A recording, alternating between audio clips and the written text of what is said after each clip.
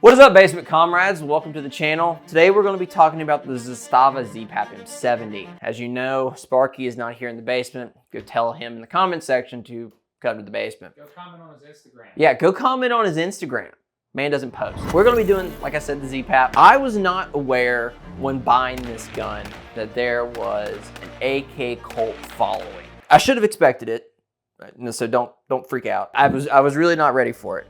So I'm glad to see that a lot of people showed up for it, and I am actively looking for new AKs to review, try, shoot, all that great stuff. So I would like for you to go comment down below with some other stuff about it. In the description you can find, of course, the link to my main channel. Go subscribe over there if you haven't, and then Basement Operator. Basement Operator is where you can find apparel, builds, all kinds of great stuff. So make sure to go check us out there. It'd mean an absolute ton to me. And then also go check us out on Discord and Instagram. So Discord's the best place to talk to us because Instagram blocks a lot of your messages. So Discord, we're in there all the time, Hunter and I are at least. So you can talk to us about photography, videography, firearms, anything, shit talking gun builds, games, you name it, we're in there. We're just a bunch of normal dudes. Go talk to us. And then also on Instagram, you can find all sorts of badass photos from film days and stuff like that. That's where you can keep up with us on like our socials, so Instagram. Let's dive into it.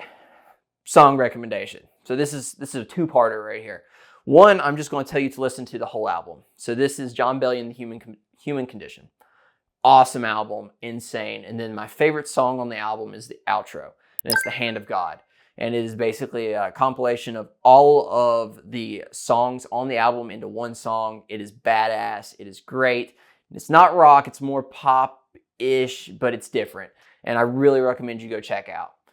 Give it a listen, give it a try. Then go comment down below also what we should listen to. We listen to about everything, so just don't hold back, give it to us. So the ZPAP, like I'd mentioned in the beginning of the video, this had a cult following that I was not aware of. And I'm glad that you guys made it to my YouTube channel and we're kind of talking about this thing. This is a pretty great AK. I think it's like $1,000 to $1,200, give or take, somewhere in that market, and you get a lot for it. Some of the key things I want to highlight about it that I really like are that, you know, it has an upgraded upper receiver. So it's like a 1/2 mil thicker than the typical ones, which makes the firearm itself a little bit heavier, but I think it allows you to control the firearm a little bit better. It definitely cuts back on recoil, and it seems like a very well-built AK. That's one of the big things that we like to see with our firearms is the quality, and I think that the Serbian-made ZPAP is just a great firearm from Zastava. Another thing I want to kind of highlight is the barrel. It gave us some pretty good accuracy. It was a good shooter. It ran reliably. And I mean, honestly, I was a really big fan of that aspect of the AK. Another thing we kind of found really useful, or I don't want to say useful, but enjoyable about the AK is the furniture is really nice. The only problem I had with the furniture is it scuffs and marks up super easy. I don't know if that's an Elliot being you're just stupid or what, but scuffs up really bad. Now, is that necessarily a problem for me? No.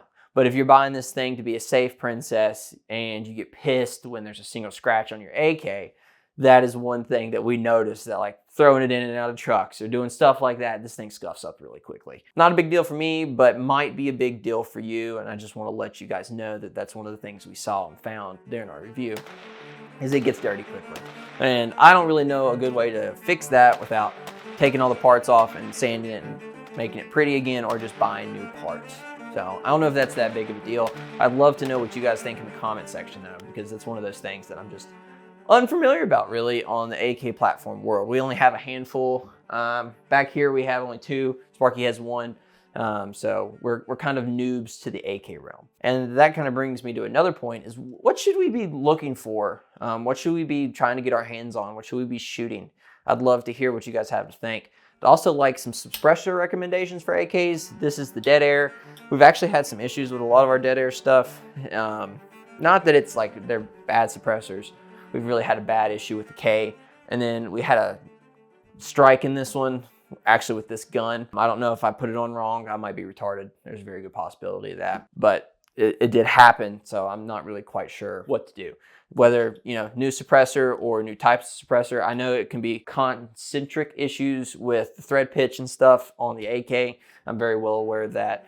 But I just want to know what you guys think. What are you guys running for AK suppressors? Is it solely the dead air, or are you guys doing something else? So I think that's about it for the video. Like I said, some of the key things I really like are the receivers and how heavy they are, how well made they are. The barrel, really good, shot good, you know, for an AK that is. And then also, you know, the furniture. Really nice furniture, but scuffs up. So let me know what you think in the comments. We'll catch you guys on the next one. Make sure to subscribe. And then also check us out on Discord and Instagram. We'll see you guys on the next one. As always, take someone outdoors.